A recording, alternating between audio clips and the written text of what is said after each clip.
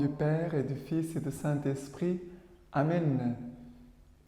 Soyez bienvenus pour ce temps de Lex Divina, ce temps d'écoute de la parole de Dieu, ce temps de formation, de méditation, de contemplation de la parole de Dieu, de laisser vraiment la parole de Dieu venir faire son œuvre en chacun de nous, parce que la parole de Dieu cherche une bonne terre où elle puisse entrer et féconder. Mais ça exige aussi de chacun de nous un travail. La parole de Dieu, aussi, la Lex Divina, c'est un travail de lecture, de contemplation, de méditation, de prière, de résolution, de décision. Pour pouvoir vivre cette parole, la parole doit toucher tous les domaines de notre vie, de notre existence. Sinon, l'œuvre de Dieu ne se fera pas en nous, ni à travers nous. J'espère que vous soyez déjà prêts avec votre bic, votre stylo, cahier, Bible. Et j'espère aussi que vous avez déjà fait les 5 étapes de la Lex Divina. Et aussi, encore une fois, je vous encourage à partager la Lex Divina avec vos amis, vos groupes WhatsApp, soit ici au Cameroun, soit ailleurs, pour que la parole de Dieu puisse arriver de plus en plus puisse arriver dans le cœur des personnes partout dans le monde. Parce que c'est cela les désirs d'un cœur missionnaire. Quelqu'un qui a un cœur missionnaire, il a le désir que la parole de Dieu puisse toucher, arriver dans tous les cœurs. Ok? Et chacun de nous est un missionnaire. Là où nous sommes, avec les moyens que nous avons, nous sommes tous des disciples missionnaires de Christ. Le Seigneur compte sur toi. Le Seigneur compte sur nous. Ok? Et on va travailler tout de suite la parole de Dieu. Aujourd'hui, c'est le 1er septembre, mardi 1er septembre. La première lecture que nous avons, c'est 1 Corinthiens chapitre 2, 1 Corinthiens chapitre 2, verset 10b jusqu'au 16. 10b jusqu'au 16. Voilà, on va lire tout de suite. Frères, l'Esprit en effet sonde tout, jusqu'aux profondeurs de Dieu. Qui donc entre les hommes sait ce qui concerne l'homme, sinon l'Esprit de l'homme qui est en lui? De même, nul ne connaît ce qui concerne Dieu, sinon l'Esprit de Dieu. Or nous n'avons pas reçu nous, l'Esprit du monde, mais l'Esprit qui vient de Dieu, pour connaître les dons gracieux que Dieu nous a faits. Et nous, en parole, non pas avec des discours enseignés par l'humaine sagesse, mais avec ceux qu'enseigne l'Esprit, exprimons en termes spirituels des réalités spirituelles. L'homme psychique n'accueille pas ce qui est de l'Esprit de Dieu. C'est folie pour lui, il ne peut le connaître, car c'est spirituellement qu'on juge. L'homme spirituel, au contraire, juge de tout, et lui-même n'est jugé par personne. Qui en effet a connu la pensée du Seigneur qui en effet a connu la pensée du Seigneur pour pouvoir l'instruire. Et nous l'avons, nous, la pensée du Christ. C'est très beau. Nous avons la pensée du Christ. Saint Paul qui dit, nous avons la pensée du Christ. Mais comment avoir la pensée du Christ? C'est seulement, voilà, parce que je suis pieux, j'aime la prière. Non. Avoir la pensée du Christ, ça veut dire que ma vie de prière, ma vie de formation, de lecture de la parole de Dieu, de formation même par rapport à la parole de Dieu, nous allons bientôt commencer des groupes de Lectio Divina. Ici à Ovala et autour dans notre diocèse et même ici à Yaoundé, nous allons commencer des groupes de Lectio Divina. Pourquoi? Pour que les personnes puissent travailler ensemble la parole de Dieu et de pouvoir la partager.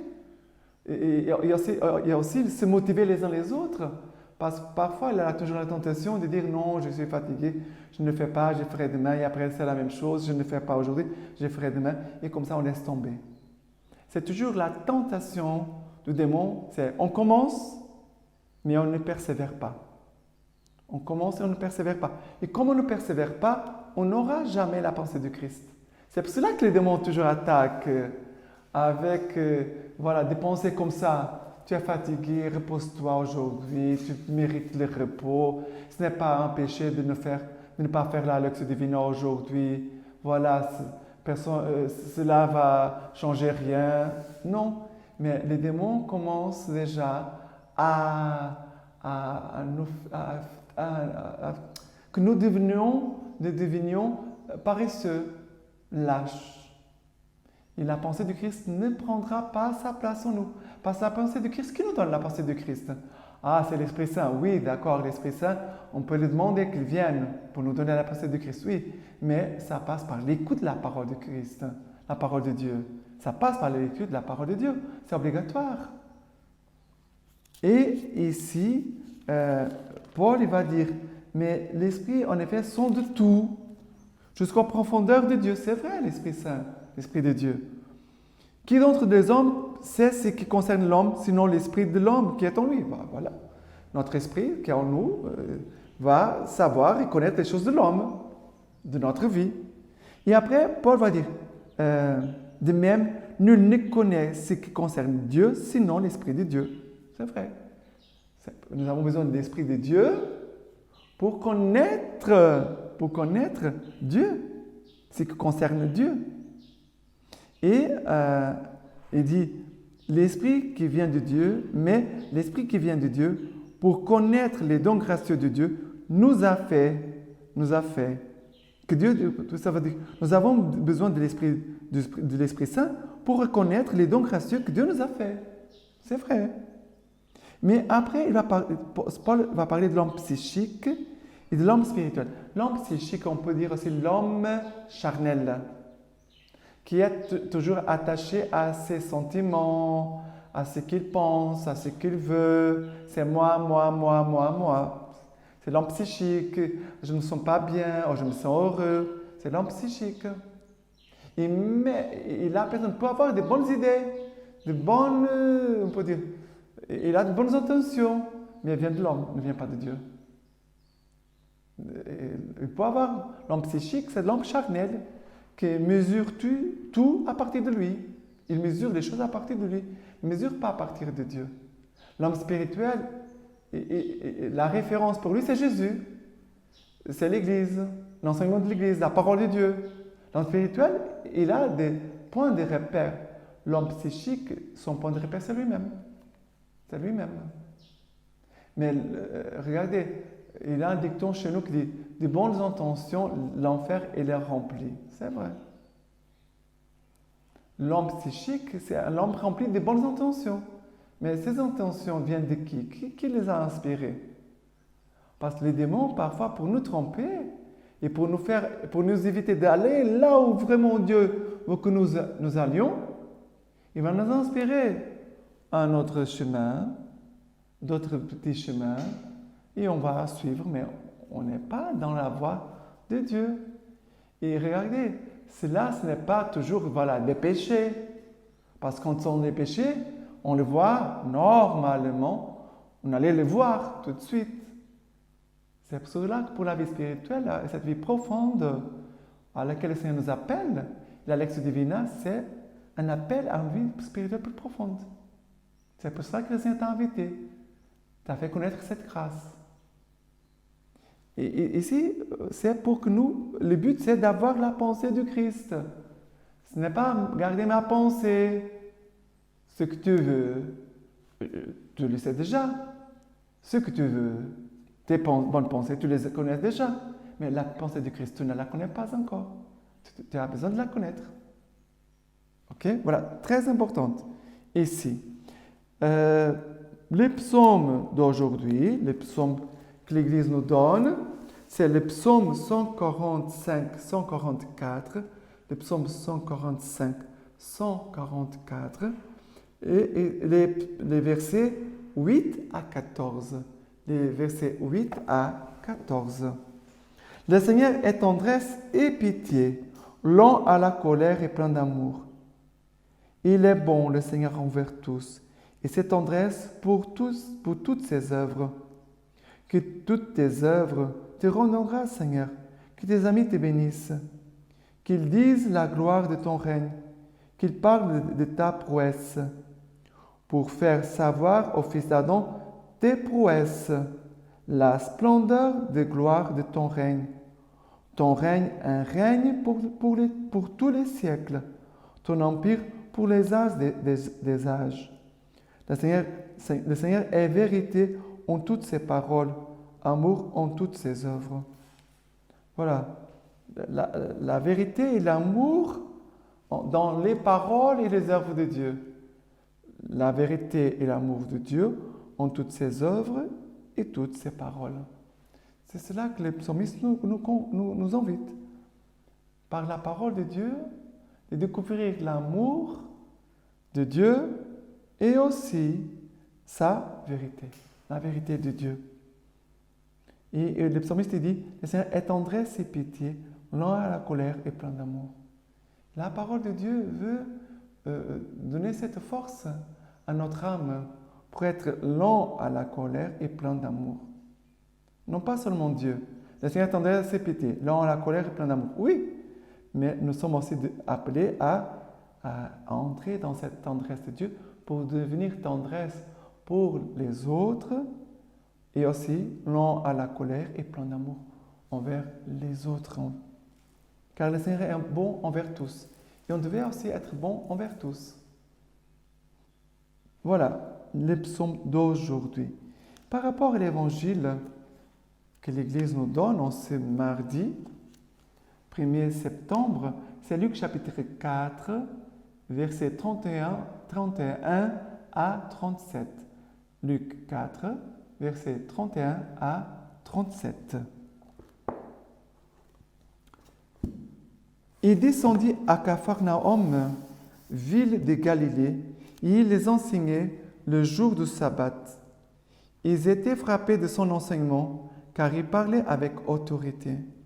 Dans la synagogue, il y avait un homme ayant un esprit, tu, Jésus de Nazareth, es-tu venu pour nous perdre? Je sais que tu es le Saint de Dieu. Et Jésus le menaça en disant, tais-toi et sors de lui. Et les précipitant au milieu, les démons sortis de lui sans lui faire aucun mal. La frayeur les saisit tous, et ils se disaient les uns aux autres, quelle est cette parole? Il commande avec droiture, avec autorité et puissance aux esprits impurs, et ils sortent, et un bruit s'est propagé à son sujet en tout lieu de la région. Alors, regardez ici comment Jésus fait, de voir les actions de Dieu. C'est vrai que Jésus il a un pouvoir sur tous les esprits mauvais. Et Jésus va aussi avoir une autorité sur tous les esprits mauvais qui sont aussi autour de moi et qui essaient d'entrer en moi. Ce n'est pas les esprits impurs, mauvais, qui sont les autres. Souvent les gens disent c'est les autres. Non, non, non. Ce sont les esprits impurs, mauvais, qui sont là autour de toi, qui sont là autour de toi, et aussi qui essaient d'entrer en toi. Ou alors, parfois, ont entré en toi. Parce que,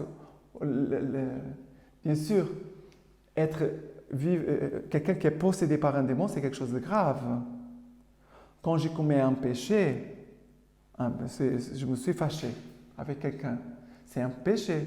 Le démon m'a tenté et j'ai manqué de patience. Mais le démon n'a pas entré en moi. Mais les démons essayent toujours d'entrer par mes oreilles, par mes yeux, par mes paroles, par mes actions. C'est pour ça qu'on doit toujours veiller. Il essaye parce que Il essaie de suggérer des choses. Dans mes pensées, on a parlé à la première lecture, la pensée du Christ. Il essaie de tourner ma pensée du Christ pour que je puisse penser selon lui. Mais regardez, ici, ça concerne une possession diabolique. Ce n'est pas une tentation où le démon m'a tenté et j'ai tombé dans un péché. Ok?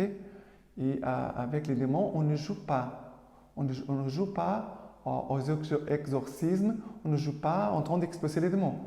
Ça, dans l'Église, dans notre Église catholique, il y a des personnes qui ont reçu un mandat de l'évêque et l'évêque lui-même pour expulser les démons. Ce n'est pas moi ni toi qu'on va les faire. De crier, souvent il y a des gens qui font des prières et qui crient pour expulser les démons. Ça, ce n'est pas pour toi ni pour moi. Si je le ferai un jour, c'est parce que l'évêque m'a demandé de le faire. Ok? Parce que les démons, ils respectent l'autorité de l'Église. Les démons respectent l'autorité. Si tu n'as pas l'autorité, les démons vont te frapper. On doit faire très attention. Écoutez bien ça. Les démons obéissent à Jésus. Les démons obéissent à l'autorité de l'Église, aux autorités instituées par l'Église. Les démons ne vont pas obéir à n'importe qui. On va les demander sors d'ici. Non. Bien sûr, quand je suis tenté, je suis ici tout seul. S'il y a une tentation des démons, je vais prier au nom de Jésus que cette tentation, que les démons, les tentateurs, soient chassés. Ici, tais-toi. Tais-toi, Jésus va dire aux démons, tais-toi et sors de lui. Je peux faire cette prière, Jésus, comme toi, je vais répéter ta parole. Tais-toi et sors d'ici. Tais-toi et sors d'ici. Comme Jésus a fait d'ailleurs avec le vent, quand il y a eu la tempête, le vent et l'orage et la mer. Silence, taisez-vous. Et la tempête et la mer se sont calmées. La parole de Jésus. Et quand il y a des tentations, qu'est-ce qu'on doit faire? Prendre la parole de Jésus. Lire la parole de Dieu. Proclamer la parole de Dieu.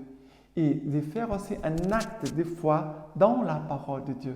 Je ne m'appuie pas sur moi. Je m'appuie sur l'autorité de Christ. Sur l'autorité de la parole de Jésus.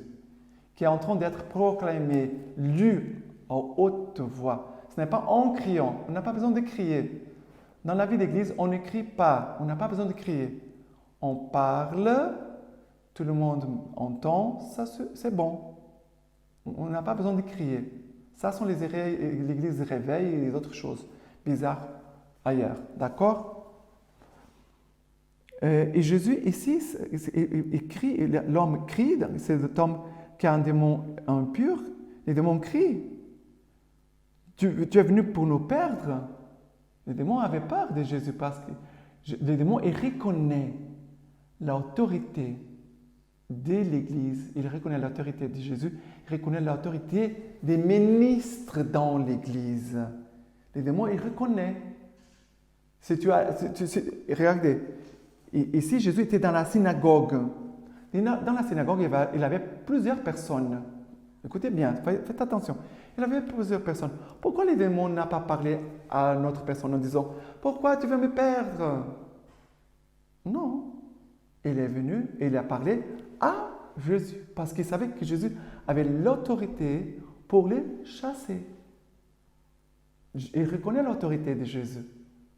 Donc faites attention parce que souvent j'entends des choses bizarres, même dans notre église parfois. Quelqu'un qui vient, qui est là avec quelqu'un de sa famille, après la personne va trembler, et le prêtre va s'avancer, va dire qui es-tu, dis-moi ton nom. On doit faire attention, d'accord? On doit veiller parce que les démons, il est très, très rusé. Et les gens par curiosité et parfois en croyant qu'ils ont une autorité, les démons font du théâtre. Les démons, ils font beaucoup de théâtre. Ils trompent beaucoup de chrétiens. Ils trompent beaucoup de chrétiens. Parce que les gens sont curieux, ils veulent regarder, ils veulent savoir. Non. Les démons font du théâtre. Ils veulent nous faire entrer en conflit les uns contre les autres. Je sais d'une histoire où la personne, le prêtre a posé la question, qui es-tu? Et la personne a dit, je suis la grande sœur de cette personne qu'elle a.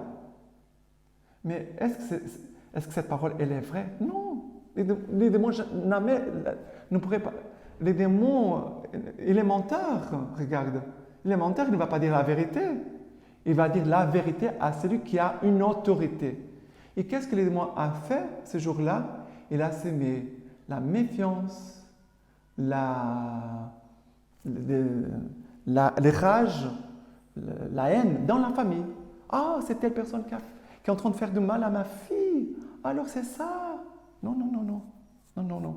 Les démons, il est très intelligent. Nous sommes souvent bêtes. L'Esprit Saint, il est intelligent. C'est pour cela qu'on demande l'Esprit Saint qu'il vienne nous éclairer.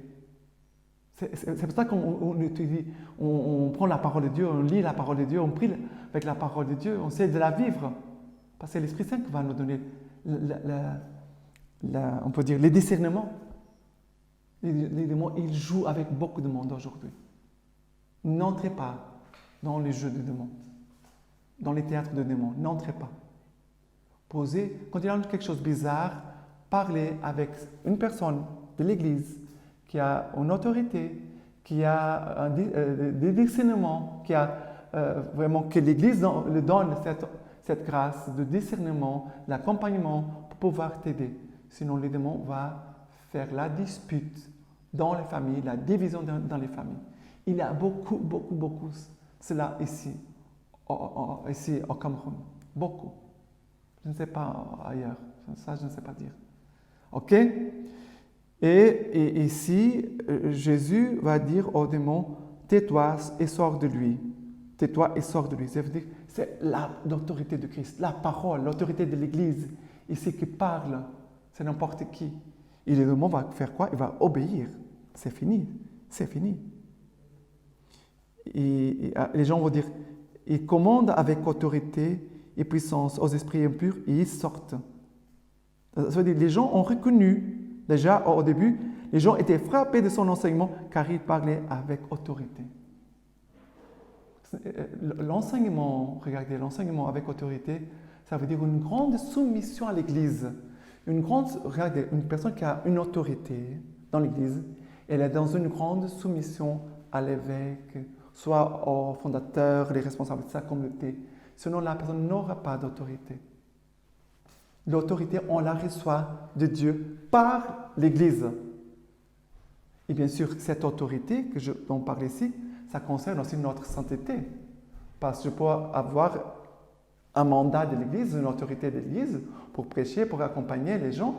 Mais si je n'ai pas une sainteté, une cohérence de vie, je n'aurai pas d'autorité. Je parlerai de ma bouche, mais la parole que je donne, elle peut être belle, mais ne changera pas beaucoup. Parce que l'autorité vient de l'Église et aussi de l'onction de Dieu qui est saint et qui me donne de vivre dans une sainteté, qui nous donne de vivre dans une sainteté. Pour finir, voilà, je voudrais vous lire de l'imitation de Jésus-Christ, c'est la lecture patristique d'aujourd'hui. J'espère en ta parole. Je vais vous dire quelques petites phrases. Il n'y a donc pas de sainteté, Seigneur, si tu retires ta main. La sagesse ne sert de rien si tu cesses de la gouverner. La force est impuissante si tu ne la soutiens plus. Abandonnés, nous coulons, nous périssons. Si tu nous regardes, nous nous relevons, nous vivons. Oui, nous sommes chancelants, mais tu nous affermis. Nous sommes tièdes, mais tu nous embrases. Toute vaine gloire s'engloutit dans la profondeur de tes jugements sur moi. Le monde entier ne donnera pas d'orgueil à celui dont la vérité a fait son serviteur. Il ne se laissera émouvoir par aucune louange, celui qui a établi en Dieu son espérance. Celui qui a établi en Dieu son espérance. Voilà, cette parole que le Seigneur nous laisse pour nous montrer l'autorité de Christ et pour nous montrer cette autorité que le Seigneur veut nous donner par l'Église et aussi par sa parole. Et maintenant, je vous laisse la bénédiction du Seigneur